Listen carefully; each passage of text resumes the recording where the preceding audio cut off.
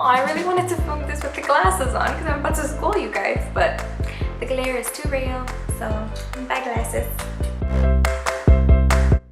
Hey guys, welcome back to my channel. Today I just wanted to quickly share with you my top 10 saving tips. I am not a financial expert by any means, but I do know a couple of great saving and budgeting tips just from managing my own money for the past 5 years.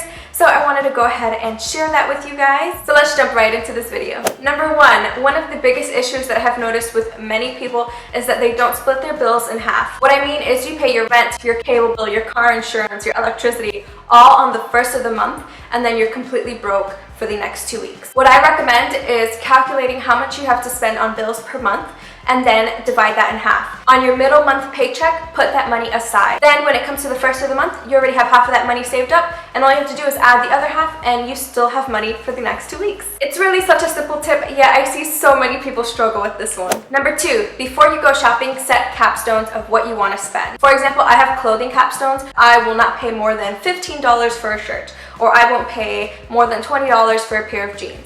And that just depends. It varies per store and it varies per quality of item and all of that jazz. It's very important to set those capstones so you don't overspend and you don't buy on impulse just because something is grabbing your attention. So you can obviously apply this to furniture, electronics, and all of that good stuff as well. Number three, it is especially important to have a credit card. I know there is a misconception that credit cards are bad for you and blah, blah, blah, but you need a credit card. This country runs on credit, and you need a credit card to get a car and to buy a home and just to open up other loans. So if you're not a college student and you don't have a student loan and you're working already and you don't have a credit card, I would highly recommend that you get one. The issue with credit cards is that people overspend on them and they go over their budget and they max it out. It's very important to only use 40% of your credit limit on your credit card because it looks good on you for your credit report. So keep that in mind when you're spending. A credit card helps you keep track of all your purchases and you're able to see what you've purchased that month and where you can kind of adjust yourself. Whereas when you have cash, especially with me, it's Monopoly money and I just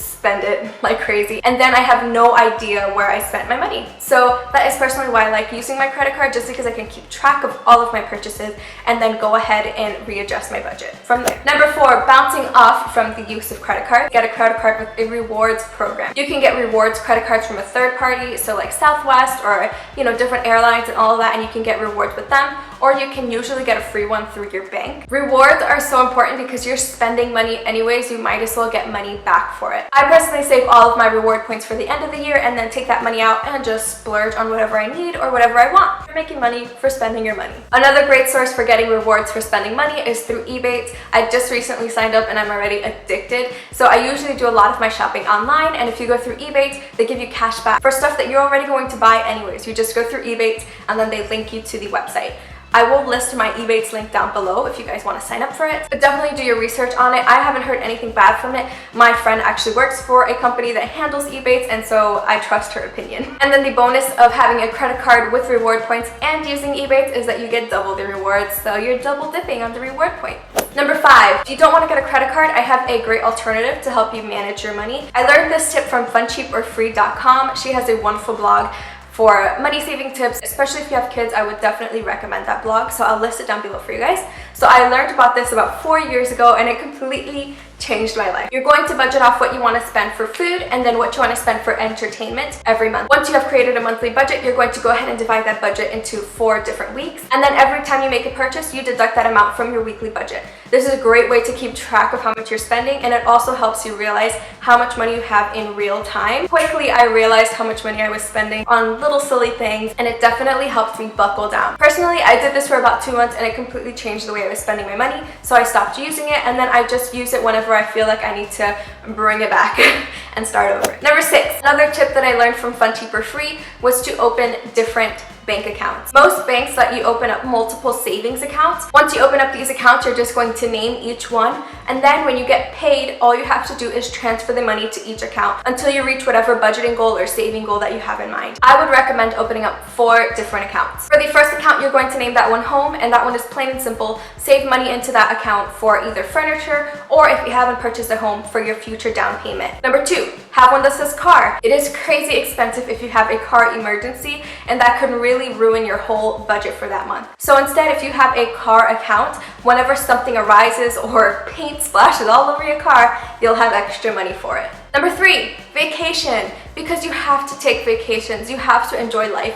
What is the point of working and doing all of this if you can't enjoy the fruits of it? So give yourself a vacation account. Even if you're only saving $50 a paycheck, that money does add up, and at the end of the year, you could probably take yourself on a cruise. Number 4 is personal goal. This one could be anything. I personally recommend that it's something educational and something that's going to push you forward, but you can make this anything you want. It could be a shopping trip that you want to do, an educational class that you want to take, or it can be a sofa that you've been eyeing.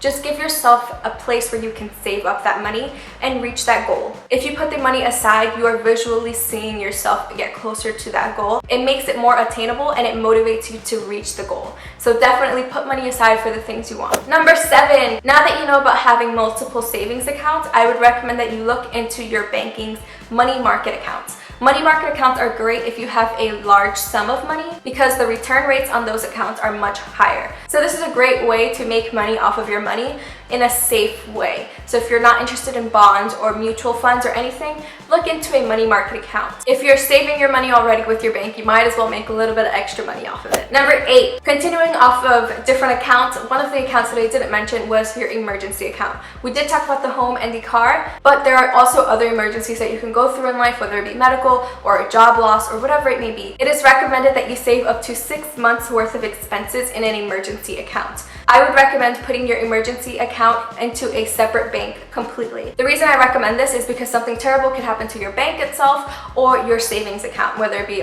identity theft or whatever. So if you have all of that money saved up there for emergencies and it's taken from you, that's going to break your little heart. So I would recommend putting that money into a completely different bank, just because if it is an emergency, you definitely have emergency money somewhere else. Also, you're not seeing that money all the time, so it's like hidden treasure and you completely forget about it sometimes. Number 9, check your credit score. This is important, especially if you had a very shoddy beginning to your financial journey. You want to keep up and check what's new and what's been changing and if there are any updates. In my finance class, they recommend annual credit report because on this credit report, you can check your credit for free.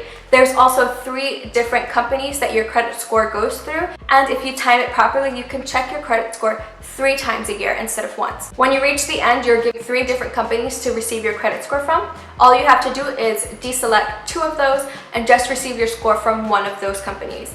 Then in 4 months, go back and check your credit score with one of the other 2 companies. And then repeat that in 4 months and check the score with the last company. This helps you keep track of your credit score throughout the year, especially if you're making some big changes. And number 10, this is actually a great tip for car buying. I learned this on the spot when I was buying my car. If you are interested in buying a car, I would recommend that you save at least $3,000 to $5,000. The reason why I recommend this is because it opens up a lot of doors for you when you're looking into loan options. For example, I purchased my car through the Hyundai loan and they give you lower interest rates if you have a down payment and if you have a great credit score. So in my situation with the down payment that I had and my credit score, my interest rate was only 0.79%, which is incredibly low. So at the end of my 5-year loan, I'm only paying 1 extra monthly payment rather than a lot of other people who are paying almost double their car price. So that concludes my video. So hopefully these tips are going to help you save and budget and manage your money better, especially for the holiday season and the new year. And then you can go ahead and be prosperous. Thank you guys so much for watching. If you like this video, please give it a thumbs up.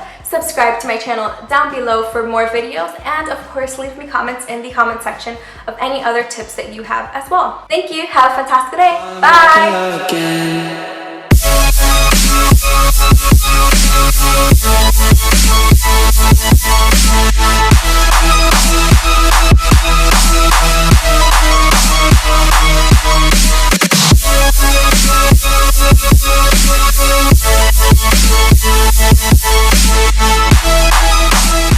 Number 8. I don't even remember.